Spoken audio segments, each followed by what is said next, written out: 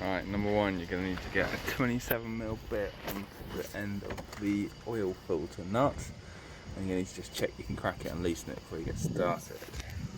Got the car off and some stands. We've got to take the tray off, so we've got a screw here, right at the back there, two more down the other side over here, and then there are these kind of weird white things with screws in that also look like they need to come undone. And there are a further 3 screws at the front of the car that you have to get up as well. There's one of them, they're all M10s. So a total of 11 screws. And that's the tray out. As you can see, it's huge. Underneath the car, it looks like the bottom of the engine with a sump plug with a copper washer in it. So we'll get a pan ready to collect everything from under there. Here's the sump plug. You can see it's washer. Got my bucket ready. Looks like it's a 22mm head to undo that. So I've stuck the sump bolt back in. I've torqued it up using 25 Newton meters, which is about the closest information I could find on the internet. I couldn't find the right information. The other thing I've done is I think it's actually a 21mm socket, which is a bit odd.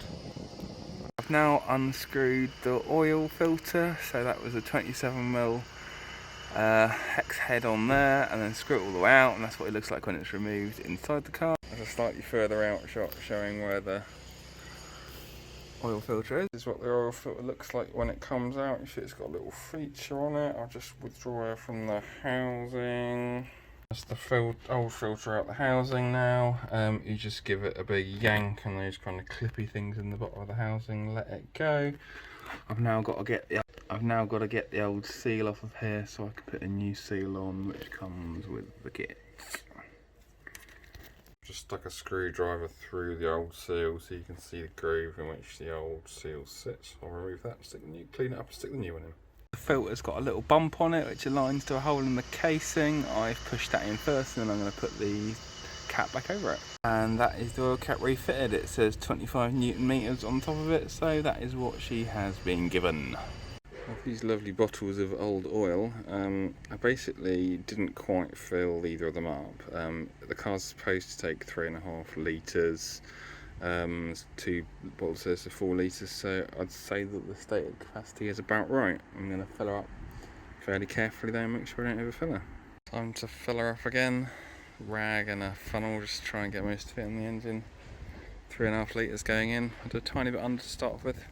Dad, I'm using 5W30, which is supposedly made for Peugeot engines, and this was what the box the oil filter came in looked like.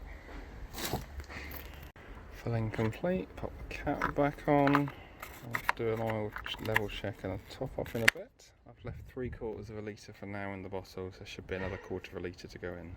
So I've let it settle with the 3.25 litres. I've just checked the oil on the dipstick. It was on the sort of 9/10 marker, so it looks like it's pretty full. So I'm going to reverse the car off the ramps, put it somewhere flat and just double check the level. So reset the service indicator, you push and hold this button, you turn your ignition on. It gives you a countdown.